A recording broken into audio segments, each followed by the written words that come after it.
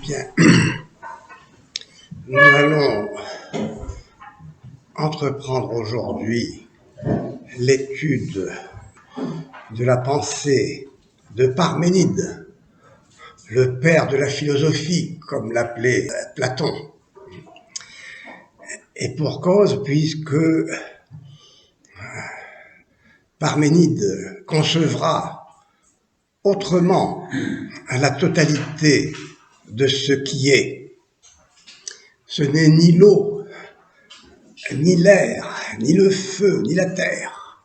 C'est l'être, Einai. Or, l'être n'a pas de contraire. Et c'est ce qui distingue la solution parménidienne de la solution héraclitéenne au problème de la division de ce monde qui change et qui se meut. L'être n'est pas la négation de ce qui le nie, comme le chaud, n'est-ce pas, qui doit nier le non-chaud et être du non-non-chaud. L'être n'est pas un non-non-être. Il n'a pas à nier le non-être parce que il faudrait pour cela que le non-être soit le précède. Or, rien de rien ne peut sortir.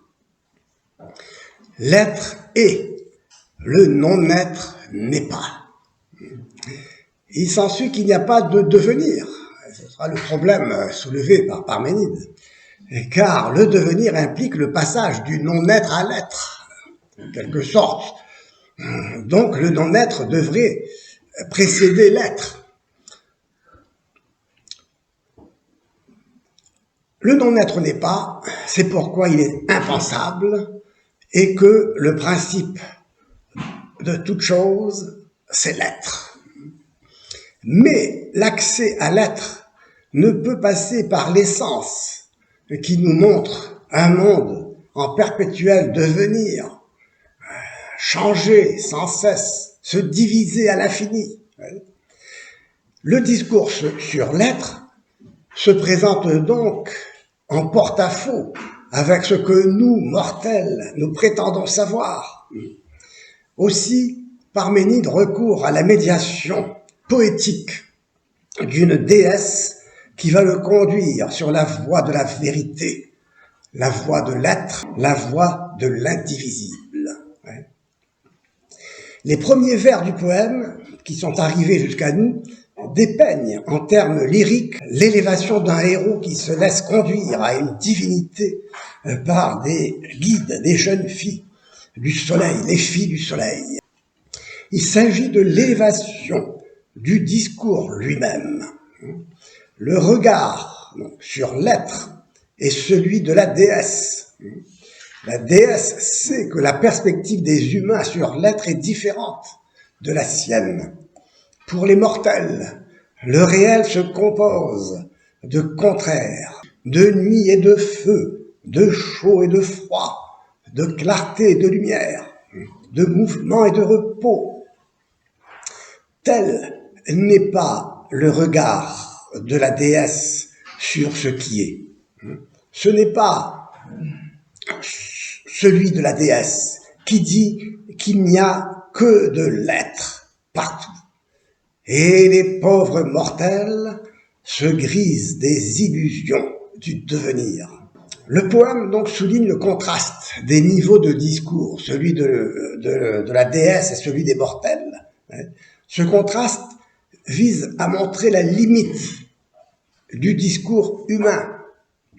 Qui sommes-nous pour prétendre, comme les Milésiens, Thalès, Anaximène, Anaximandre, qui sommes-nous pour expliquer la nature, la génération, le devenir? Les mortels peuvent-ils tenir un discours fiable sur l'être? Ce discours sur l'être reste la prérogative du divin. Les mortels peuvent-ils comprendre ces choses aussi simples que ce qui est et que ce qui n'est pas, semble dire avec ironie la déesse. Le héros est conduit sur la voie renommée de la divinité. Emporté par des cavales, et escorté des filles du soleil immortel qui ont délaissé les demeures de la nuit pour se rendre vers la lumière, ayant des mains écarté les voiles qui couvraient leur tête, car elles ne craignent pas la lumière. Ce parcours de la nuit à la lumière est celui qui doit conduire le héros des opinions changeantes et incertaines à la vérité absolue. Ouvrir la porte et franchir le seuil qui sépare la nuit de la lumière du jour. La justice, on retrouve la justice, la diquée, l'accueille avec bienveillance et l'instruit pour qu'il apprenne toutes choses. Et connaître, premièrement, je cite, le cœur exempt de tremblement de la vérité bellement circulaire, qui dénote l'assurance et le cercle de la vérité, figure de ce qui n'a ni commencement ni fin, qui est divine et surhumaine. Ouais. Une première observation qu'on peut faire ici, c'est cet aspect circulaire et voire sphérique de la vérité. Et nous retrouvons ici la difficulté finalement que les philosophes présocratiques ont à sortir d'une conception immanente du principe de toute chose. Ouais. C'est comme si le principe de toute chose appartenait à la sphère, à la totalité des choses. C'est comme si l'univers était lui-même, l'univers, la totalité des étangs, était lui-même l'origine de lui-même. Et chez Parménide, cette pensée poussée à l'extrême va isoler l'être en tant qu'unité pure du monde multiple, de telle manière que le monde multiple, le monde du mouvement, du changement, de la division, n'aura aucune consistance, n'existera pas. Ce ne sera qu'un rêve, quoi, ça appartiendra au monde des opinions, au monde de l'illusion. Ouais. Et on voit ici, en même temps, deux choses. La première, c'est la découverte, c'est une découverte en quelque sorte théologique de Dieu qui est le seul être immanent à lui-même, qui est le seul être immanent à lui-même comme être parfait, et qui ne peut être que l'origine extérieure au monde du monde. Il ne peut être que l'origine extérieure au monde, à la totalité de tout ce qui est. Donc, dans un certain sens, Parménide et les présocratiques aussi, en quelque sorte, sont en train sont des théologiens sans le savoir, au sens où, décrivant l'immanence, la perfection du principe, qui ne peut être qu'immanent à lui-même, parle du Dieu transcendant, de la révélation, si l'on veut, qui est le Dieu créateur de toutes choses, qui n'appartient pas au monde, et qui fait que donc la totalité de tout ce qui est n'a pas son origine en elle-même, mais hors d'elle-même. Saisissez donc l'idée ici, l'importance, et nous verrons que ce problème se posera aussi d'une autre manière chez un Descartes, curieusement. Vous allez me dire, comment se fait-il que Descartes apparaisse ici? Oui, parce que dans le fond, Descartes, quand il découvre le cogito, il découvre en même temps l'être. Pour lui, l'être et la pensée, c'est la même chose aussi. Vous voyez, comme pour Parménide, on le verra, mais dans un autre sens. Je dis cela pourquoi? Parce que à partir du moment où tout ce qui se pense est tout l'être, le problème que Descartes va rencontrer, comme Parménide, c'est la justification du monde extérieur à la pensée. Au point que dans ses méditations métaphysiques, Descartes devra prouver, démontrer l'existence du monde extérieur. C'est-à-dire donc il faut qu'il prouve que le monde extérieur existe, partant du je pense comme la seule réalité possible et toute la réalité possible, n'est-ce pas, que devient ce monde extérieur. Donc, vous voyez qu'ici, il y a une analogie à faire avec cette conception d'une unité de l'être qui est conçu d'une manière parfaite, et Parménide a poussé à ses extrémités les conséquences d'une affirmation que le principe est l'être, ouvrant ainsi une méditation profonde sur l'être comme unité, comme immutabilité, comme éternité, un être dont les attributs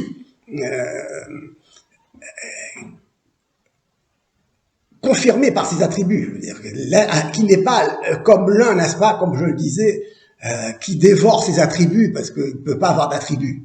Ici, l'être, nous le verrons, a des attributs, c'est-à-dire l'unité. Et l'unité, donc, est un attribut, même une propriété, plus qu'un attribut de l'être. On verra cela. Donc, ceci, c'était tout simplement une petite observation à ces choses qu'il faut connaître et apprendre à connaître, comme dit la déesse. Première chose, donc, avoir le cœur exempt de tremblement de la vérité bellement circulaire.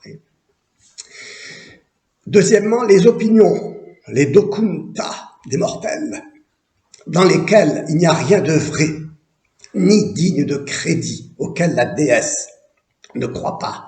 Donc ici, les opinions sont rejetées vraiment dans le monde des ténèbres, n'est-ce pas? Dans un monde où la division, si l'on veut, est telle que aucun jugement ne peut se former, n'est-ce pas, comme on l'a dit, puisque tout se divise sans cesse. Mais évidemment, parce que l'on conçoit ici ce monde comme pure divisibilité et pure multiplicité sans unité. Troisièmement, ces opinions sont vraisemblables peut-être, mais la déesse a en vue quelque chose de plus fondamental, la vérité de l'être. Et l'être comme vérité. Donc Parménide parle de ce qui est, de l'univers, qu'il représente comme une sphère, un sphéros, l'être de ce qui est. L'être, ce qui est une évidence. L'être est. Si l'être est, il ne peut pas avoir été. Il ne peut pas avoir été. Il s'ensuit qu'il est inengendré et impérissable. Avoir été, ce serait avoir été son contraire, le contraire de l'être, c'est-à-dire le non-être. Donc pas de passé pour le l'être. Cesser d'être, ce serait encore une fois devenir son contraire, le non-être. Et la déesse insiste sur cette évidence. Nous avons peu de temps, mais si dans la séance qui suit, nous pourrons le faire, nous lirons et commenterons le poème à la lumière de ce que nous aurons dit. Comment pourrait-on assigner une origine à ce qui est, au cela est? Si l'être sort de quelque chose, il ne peut sortir que du non-être, donc de ce qui n'est pas, ou de ce qui n'est pas en disant que cela est. Or, nous l'avons vu, de rien, rien ne peut sortir. S'il avait le non-être pour principe, quelle nécessité l'aurait poussé à être plus tôt ou plus tard? Et comment aurait-il pu y être poussé s'il n'était pas encore? Il aurait fallu que l'être soit avant d'être. Absurde. Ça déjà exclut une idée, l'idée d'un être qui serait causa sui, comme Spinoza et Descartes diront, n'est-ce pas, de la substance, mais d'une substance qui est pensée d'elle-même, évidemment, qui est, comme vous vous souvenez, conceptuelle, qui n'est pas la substance réelle. Vous voyez. Si le non-être n'est pas, il est impensable. Et il est impensable parce qu'il n'est pas. Il faut affirmer que l'être a toujours été et sera toujours. En un mot, qu'il est. L'être est. Indépendamment même d'un présent qui serait un moment d'une succession entre le passé, le présent et l'avenir. La présence de l'être n'est pas ce qui se présente, comme chez Heidegger, la présence de ce qui se présente, et comme l'effet d'un mouvement de sortie, justement. Or, pour Heidegger, le problème sera justement de résoudre cette relation entre l'être et le temps, entre l'être conçu justement comme ce qui sort de lui-même, à partir de lui-même pour se manifester là, et être là. Donc il y a ici une conception de la présence, du présent, chez Heidegger, qui va l'obliger à trouver, à concevoir, disons, cette unité comme un acte. Vous voyez, on l'a vu, on y reviendra. Retenons ici ceci, c'est que l'être n'est pas présent comme l'être là, présent, qui se trouve là. L'être et il est nécessairement. L'être est nécessaire au sens où il exclut toute possibilité de ne pas être, quoi. Puisqu'il est impossible de concevoir, c'est pas le mot d'ailleurs, saisir que l'être soit issu du non-être. Encore une fois, c'est ce qui distingue Parménide d'Héraclite, c'est que l'être n'est pas un non-être, car il faudrait que le non-être précède l'être pour cela. Or, le non-être ne peut pas précéder l'être, le non-être n'est pas. Oui, donc on ne peut pas conclure, comme Heidegger, que l'être est pensé dans l'horizon du temps. En vérité, le temps est étranger à un être qui n'a jamais commencé et pour qui il n'y a pas lieu de finir, quoi. Dire que l'être se caractérise par la permanence, c'est projeter sur lui notre vision des temps engagés dans la temporalité. Ce serait une projection. Or, le temps lui-même fait partie du créé, de la création. Le temps est créé, il apparaît avec la multiplicité. Mais Dieu est hors temps, si on veut, est éternel. C'est là une conviction, donc ce que pense, ce que dit Heidegger en disant que l'être se caractériserait par la permanence, serait là finalement une conviction de mortel. Pour la déesse, le temps n'est pas. Mais dire que l'être est pensé dans l'horizon de la temporalité, comme dit Heidegger, c'est dire que l'être est pensé dans l'horizon du non-être. C'est se payer de mots, c'est un pur jeu de langage, bavardage peut-être. Je ne te laisserai ni dire ni penser, avertit la déesse. Jamais tu ne feras que ce qui n'est pas soi. Détourne donc la pensée de cette voie de recherche. Que l'habitude n'entraîne pas sur ce chemin. Donc elle ne laissera pas dire, n'est-ce pas, que ce qui est n'est pas et que ce qui n'est pas est. Voilà ce que veut dire la déesse. Ce que les mortels voient naître et périr, ce sont les apparences suscitées par la puissance du langage et des mots, royaume des opinions, où l'œil aveugle, l'oreille sourde et la langue régente tout. Vous voyez, dans ce monde de l'opinion où tout passe. Il faut distinguer d'un côté le discours, donc le discours vrai, qui dit ce qui est conformément à la pensée, et de l'autre le discours vide, qui reste au niveau des mots et relève du bavardage. Enfin, Parménide vint. Il était inévitable qu'un penseur finisse par penser que tout élément du réel étant un être, les propriétés de cet être doivent s'appliquer à tout ce qui est en tant qu'il est. Nous avons vu comment, pour Héraclite, la nature aime à se cacher, au sens où un contraire voile l'autre, au sens où le polémos, la guerre entre les contraires, est le père de toute chose. On l'a vu. Pour l'Éléate, l'être ne saurait s'affirmer comme du non-être, car le non-être n'est pas. Il ne précède pas l'être conformément à l'axiome, selon lequel de rien rien ne peut sortir.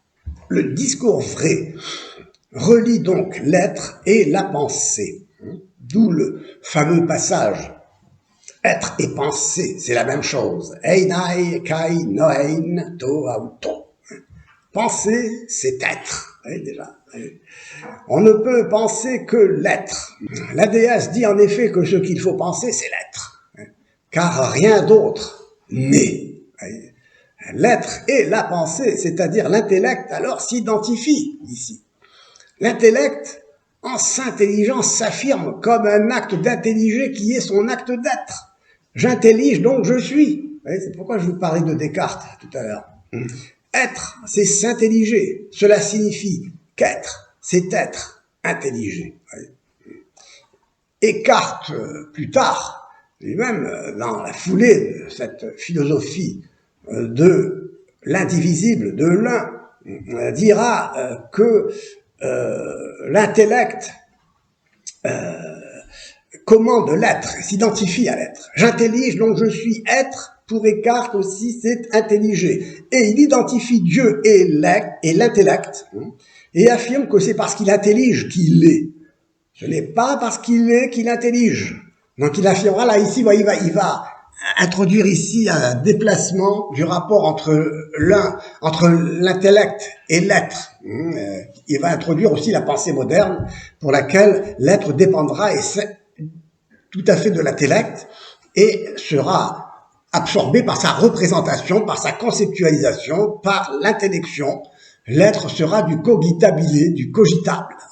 Et c'est ce qui fait la différence entre la pensée moderne et les anciens, c'est que pour les anciens, le réel l'emporte sur l'intellect, si vous voulez. C'est le réel qui commande. L'intellect s'éveille au contact du réel. L'intellect dépend de la réalité qu'il appréhende. Bon, tout cela, il faudra le reprendre, on verra. Donc cette identification de l'être et de la pensée, de l'einai et du noein, s'affirme sur fond finalement de suprématie de l'unité sur l'être, de l'unité en tant qu'un, de l'un en tant qu'un, qui ne peut s'intelliger que du dehors. Donc ici, l'intellect, dans la tradition néoplatonicienne, s'affirmera comme ce qui s'intellige, on l'a vu, en intelligeant l'un de l'extérieur. Or ici, vous voyez, chez Parménide, ce qu'il peut y avoir d'intéressant, c'est que justement, l'être et la pensée ne se séparent pas, et bon, c'est une ouverture aussi, si on peut dire, théologique, n'est-ce pas, puisque justement, la Trinité, c'est l'unité de la Trinité, de Dieu qui s'intellige dans son logos, et qui dans son rapport au logos, et dans le rapport du logos au Père, jaillissent la troisième personne, le lien entre les deux, l'amour. Et ce qui fait que l'unité de la Trinité est assurée, parce que Dieu est considéré comme être, et non comme unité pure et nue, qui n'accepte pas que s'ajoute quoi que ce soit à elle. Voyez. Encore une fois, l'unité, c'est toujours l'unité de l'être. Ce n'est pas l'unité en tant qu'unité, l'indivisibilité en soi, abstraite de tout rapport à la réalité. Non, l'unité, c'est l'unité de l'être. C'est une propriété de l'être, donc une propriété de la Trinité, de Dieu comme Trinité. Dieu comme Trinité ne cesse pas d'être unité, mais parce qu'il est l'unité de cet être, per se subsistens, dont le mystère nous éclaire, justement, plutôt qu'il durcit notre esprit, à mesure où, justement, il nous révèle un Dieu personnel, en relation avec lui-même, et non pas un être anonyme, voyez, comme l'unité vide, voyez, du Dieu un. Voyez. Donc, Parménide identifie l'un, l'être et la pensée. Mais on ne pourra pas dire que pour le moment encore que l'être est parce que pensé ou intelligé. Ce serait surestimer la capacité des mortels de penser qu'ils puissent se hisser par la seule force de leur intellect au-dessus d'eux-mêmes en niant le changement et le devenir, ce qui naît, ce qui périt. C'est la raison pour laquelle ils doivent se laisser guider par la déesse, qui seule peut leur ouvrir la porte, invinciblement close, par laquelle on franchit le seuil qui sépare la nuit et le jour. C'est un beau poème aussi. Donc, qu'en est-il de cet être qui n'est pas l'être au sens permanent, comme le dit Heidegger? L'être ne se définit pas par sa permanence par rapport au temps.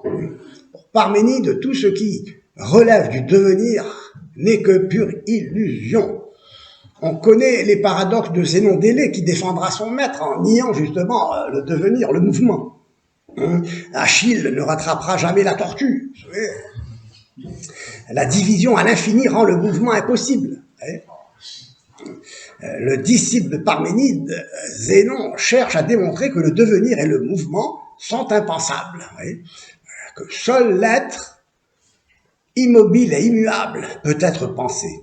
Donc Zénon nie la pluralité, comme dit Socrate, afin que Parménide puisse affirmer l'unité, l'unité de l'être. Donc,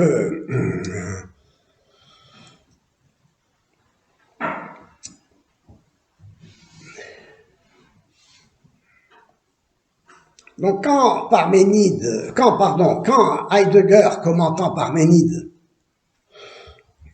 revendiquera comme un droit pour les mortels de rester du côté de ce qui change et devient, en disant que l'être est du côté de la temporalité, il dénonce la tentative de la métaphysique en général de s'assurer d'un monde de l'être stable et permanent au moyen d'une pensée qui assurerait la maîtrise du monde des étangs, lesquels existent jetés là dans le monde à l'extérieur pour un temps, justement. Mais en rejetant cette conception d'un être permanent au nom de la condition finie et temporelle de l'être là, du Dasein,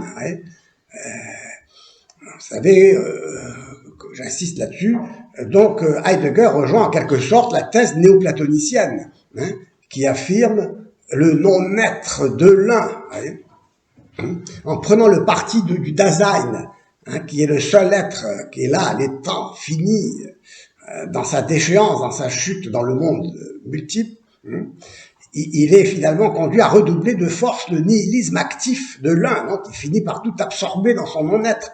C'est-à-dire, bon, vous voyez, donc la question est dangereuse de dire que l'être de Parménide se définirait en fonction de la permanence, c'est-à-dire en fonction du temps, de la permanence conçue comme un présent qui serait la présente qui appartiendrait au temps, mais au temps, le présent qui appartient au temps selon Heidegger est un présent instable, un présent qui s'absente, puisqu'il est à un instant qui disparaît dès qu'un autre instant apparaît, quoi. Et donc tout ça est une pensée difficile et obscure, comme on l'a dit, mais dont on peut rendre raison finalement, à qui on peut faire aussi rendre raison, c'est-à-dire la réponse donc de Parménide à la question de savoir de quelle étoffe originelle les choses multiples sont faites est donnée dans son poème. Tout ce qui est. L'être est, et le non-être n'est pas. Je cite, « Il faut penser et dire que ce qui est, car il y a de l'être, il n'y a pas de non-être. Voilà ce que je t'ordonne de proclamer. Je te détourne de cette voie de recherche où les mortels qui ne savent rien s'égarent incertains. Il est de l'essence de l'être que tout ce qui est soit. Il est de l'essence de l'être d'être. » Et on retrouvera ici cette thèse chez Thomas d'Aquin, pour qui Dieu seul est l'être dont l'essence est d'être, alors que les étangs sont, mais ils ne sont pas par essence. Leur essence n'est pas d'être. Il y a donc en Dieu une unité d'être et d'essence, identité d'être et d'essence, alors qu'il y a dans les étangs une différence entre l'être et l'étang, entre l'être et l'essence. L'être est et ne peut pas ne pas être ni cesser d'être. Il reste identique à lui-même. Il est donc immuable. Pour cette raison, il n'a pas commencé d'être. Il est donc sans cause, car il faudrait qu'il fût avant d'être, s'il avait... De même, parce que ce qui pourrait le détruire devrait être au préalable, il ne saurait périr. Inengendré et indestructible, il est éternel, sans passé, sans avenir.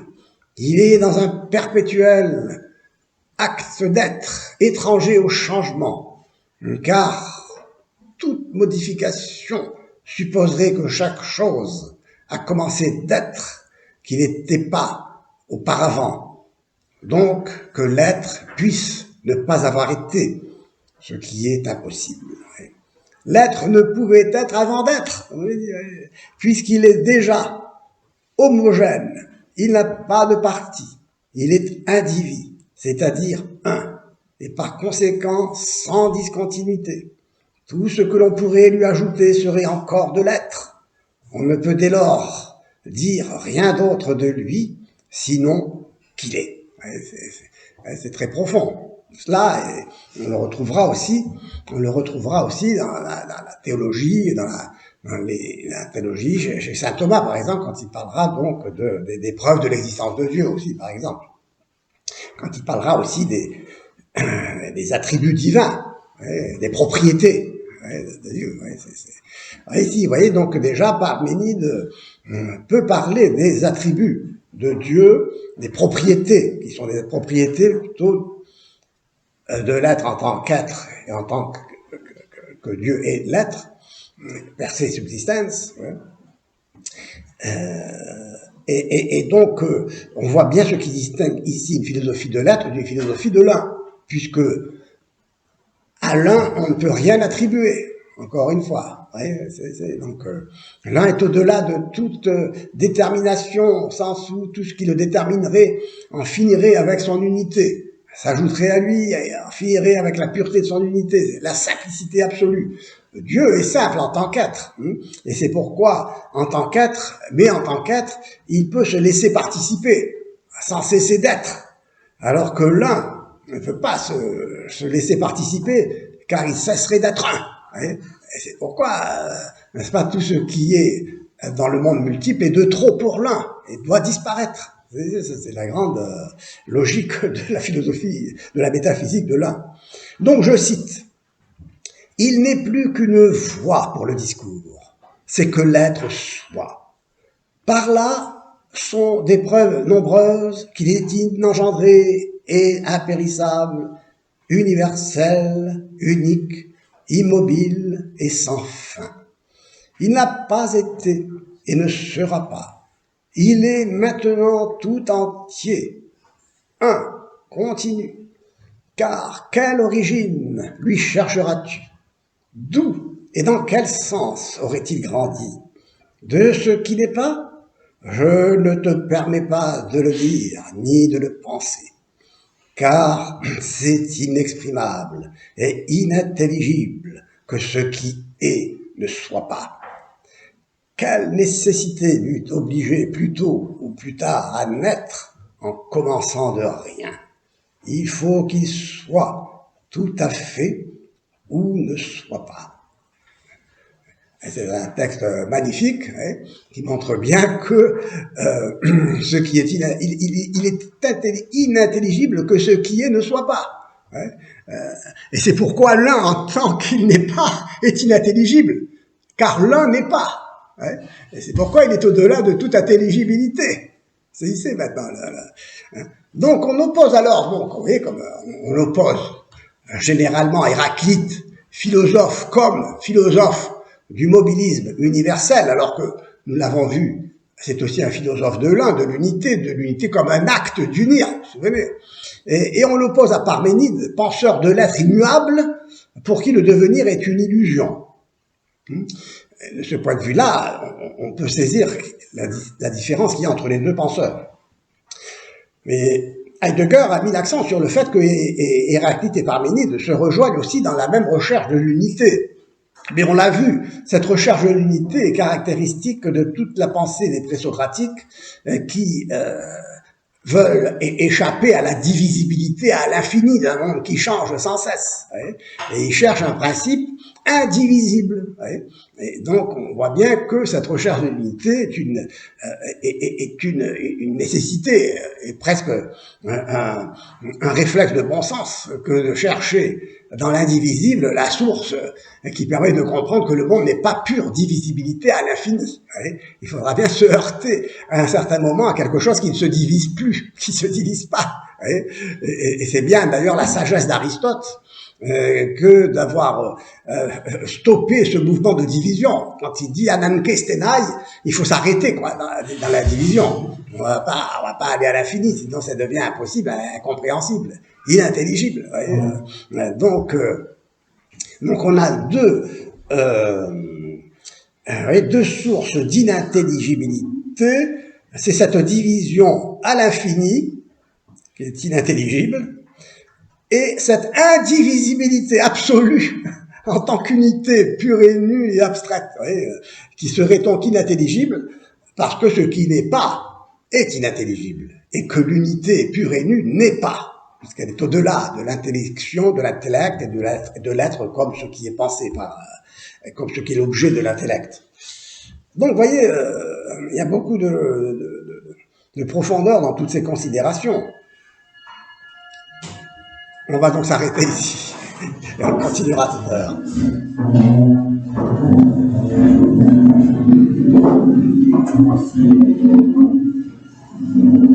Notre secours est dans la main du Seigneur.